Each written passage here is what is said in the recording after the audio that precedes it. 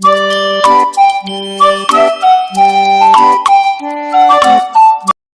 जी, आज काम से जल्दी आ जाइएगा। थिएटर में नई मूवी लगी है, वो मूवी देखने चलेंगे। जब से हमारी शादी हुई है, आप मुझे कहीं भी घुमाने के लिए लेके नहीं गए। मैं घर में पूरे दिन बोर हो जाती हूँ।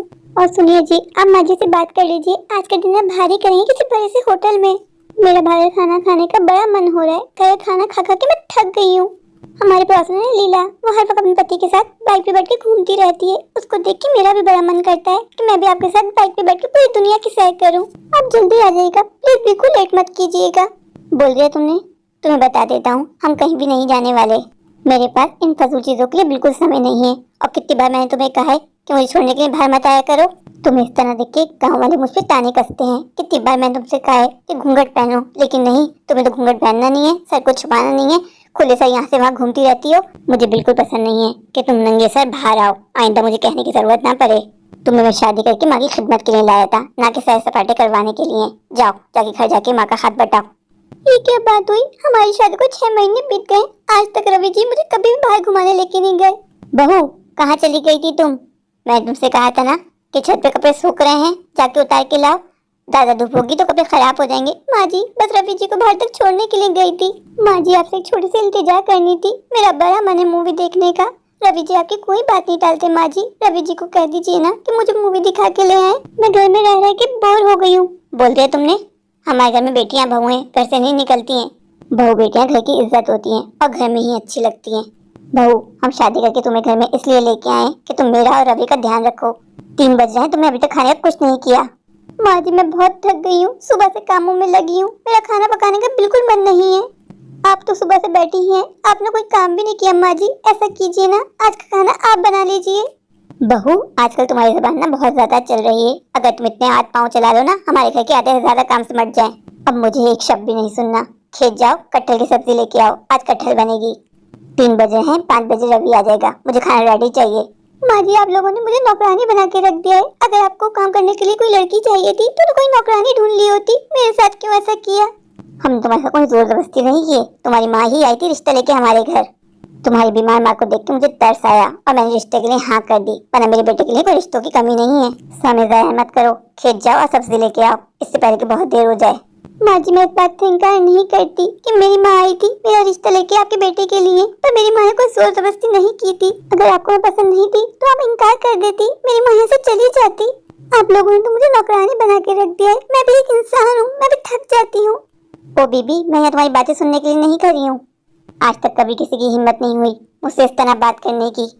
लड़कियों का काम क्या होता है? घरदारी संभालना, घर की देखभाल करना, ना कि सैर सपाटे करना।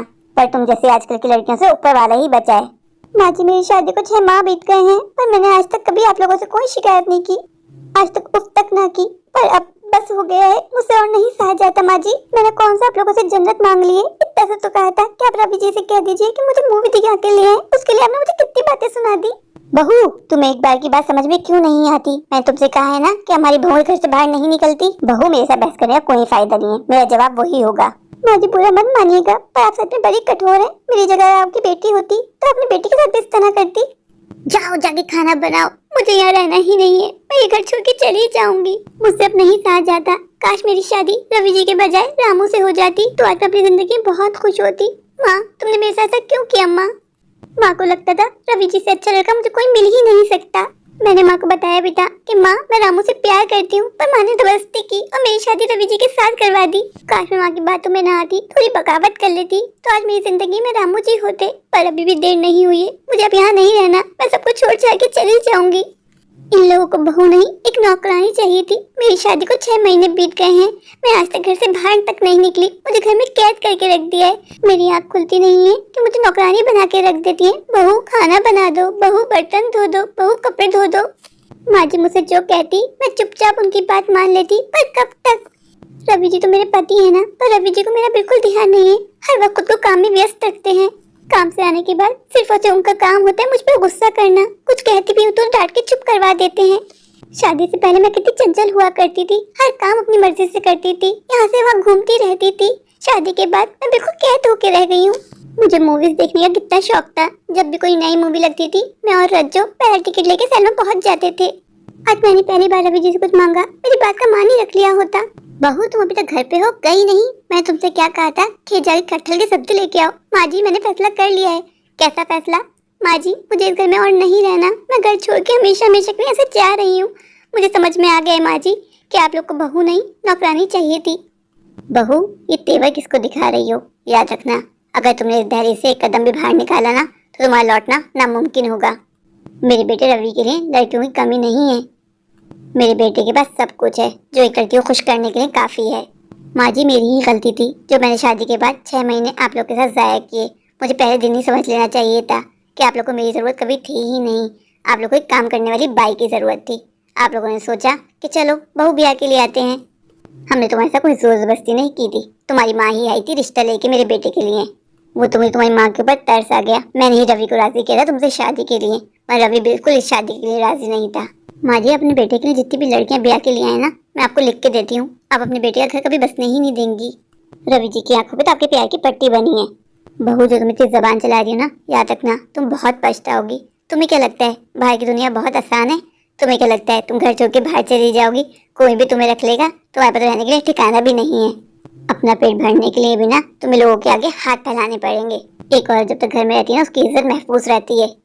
माँ जी आपको मेरी चिंता करने की कोई आवश्यकता नहीं है। मैं कोई छोटी बच्ची नहीं हूँ। मैं अपने आप को संभाल भी सकती हूँ, अपना पेट भर भी सकती हूँ।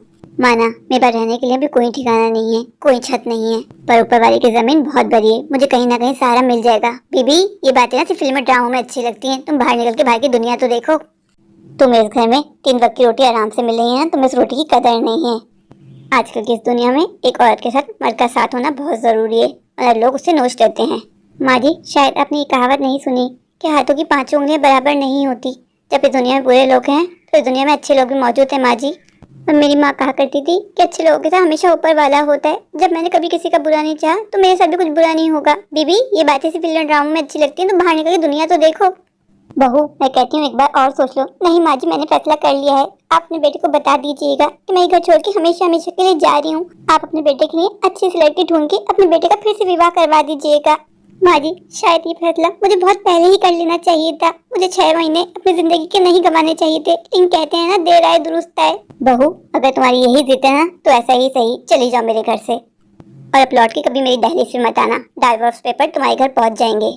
तुम्हें क्या लगता है मैं तुम्हारी मिन्नतें करूंगी, तुम्हारे आगे हाथ पांव जोड़ूंगी? ऐसा कुछ नहीं होगा। अगर तुम्हारी यही जिद है तो ऐसा ही सही। माँ जी मैंने कब कहा कि आप मुझे रोकिए? मुझे यहाँ रुकना ही नहीं है माँ जी। नहीं पागल थी, मुझे ही देर में समझ में आया कि आप लोग को बहू नहीं एक नौकरानी चाहिए थी। मैं आपका और रवि जी का रवैया सिर्फ इसलिए सह रही थी कि मुझे लगता था आज नहीं तो कल आप लोग बदल जाएंगे। बीबी मेरा मुंह मत खुलवाओ, तुम सह नहीं पाओगी। तुम घर बसाने वाली लड़की ही नहीं हो। तुम शादी करके जिस दिन से हमारे घर आई थी ना, तुम्हारी बस यही ख्वाहिश थी कि रवि तुम्हें लेके बस सैर सपाटे करता रहे, तुम्हें घर कोई काम ना करना पड़े। माँ जी आपने कभी मुझे समझा ही नहीं। मैं आपसे कोई बहस करना नहीं चाहती माँ जी, मैं नहीं चाहती कोई गंदगी हो। ठीक है माँ जी अब मैं चलती हूँ। बहू आज नहीं तो कल तुम बहुत पछताओगी, मेरी ये बात याद रखना। माँ जी मैंने सब कुछ अपने नसीब पे छोड़ दिया है।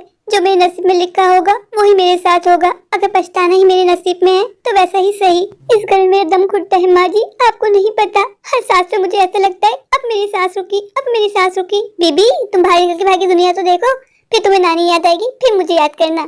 अब यहाँ रुक के अपना समय क्यों ज़ाया कर रही हो? चली जाओ यहाँ से। मैं उन सासों में से नहीं हूँ जो तुम्हारे आगे गिड़गिड़ाऊं, तुम्हारे पैर पकड़ूं। जितना मैं तुम्हें समझा सकती थी मैं समझाया, आगे तुम्हारी अपनी मर्जी। माँ जी मैं बस ऊपर वाले से यही प्रार्थना करूंगी कि ऊपर वाला आपको बुद्धि दे। आप अपने बेटे रवि की जितनी बार भी शादी कर ले, मैं बता देती हूँ आप अपने बेटे का घर बसने नहीं देंगी, अपने हाथों से ही अपने बेटे का घर बर्बाद कर देंगी। बीबी बहुत बोल लिया तुमने, अब बहुत सुन लिया मैंने। चली जाओ, इससे पहले मैं कुछ गलत कर दूं। मैं यहाँ तुम्हारी बातें सुनने के लिए नहीं कर रही हूँ। अब तो अपनी कड़वी बातों से मेरा दिमाग सटका रही हो। मैं कुछ ऐसा कह जाऊंगी जो तुम सह नहीं पाओगी। जाओ निकल जाओ मेरे घर से। माँ जी मैं जा रही हूँ, मुझे भी आने का कोई शौक नहीं है। रवि जी को बता दिएगा कि मैं कभी लौट के नहीं आऊंगी। मैं रामू के घर आ तो गई हूँ, पता नहीं रामू मुझे एक्सेप्ट करेगा भी या नहीं।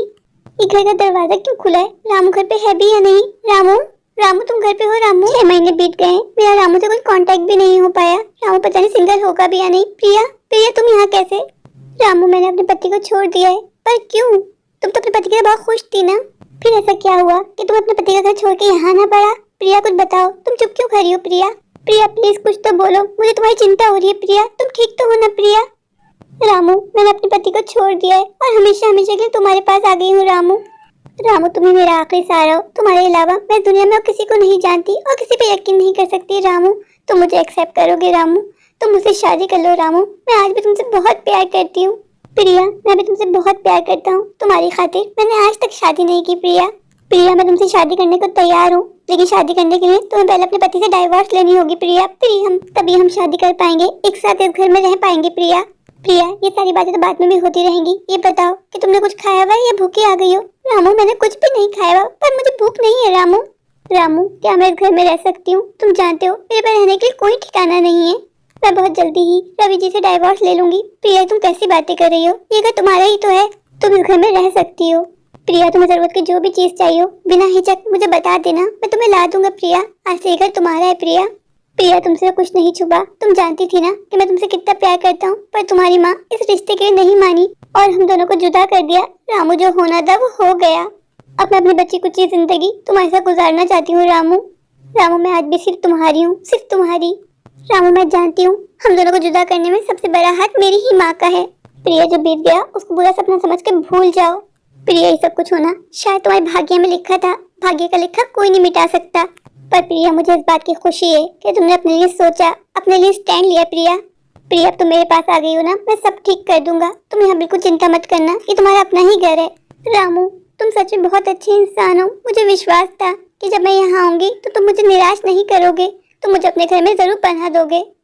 प्रिया तुमने ये बोल के मुझे पराया कर दिया, ये घर भी तुम्हारा है ना? प्रिया प्रिया हम दोनों ने इस घर में साथ रहने के सपने देखे थे, लेकिन शायद ऊपर वाले कुछ और ही मंजूर था। लेकिन कहते हैं ना कि देर आए दुरुस्त आए, अब भी कुछ नहीं बिगड़ा। प्रिया पर तुम रवि से जल्दी से डाइवोर्स ले लो, फिर हम दोनों शादी कर लेंगे और खुशी खुशी इस घर में अच्छी जिंदगी बिताएंगे। प्रिया रामू मुझे समझ में नहीं आ रहा कि तुम्हारे किन शब्दों में धन्यवाद कहूँ, तुमने मेरी कितनी बड़ी मुश्किल आसान कर दी। रामू मुझे लग रहा था कि अगर तुमने मुझे घर में रखने को मना कर दिया तो मैं तो दरबदर हो जाऊंगी, मेरे पास तो कोई ठिकाना भी नहीं है।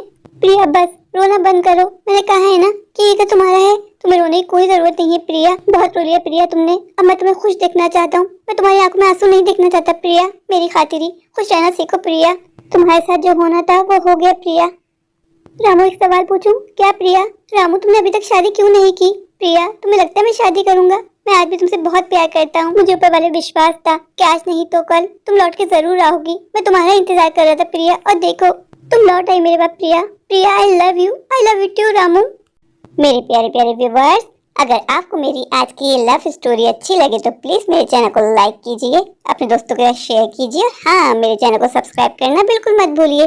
तो अभी जाके मेरे चैनल को सब्सक्राइब कर दीजिए, मुझे ढेर सारा प्यार दीजिए। Thank you.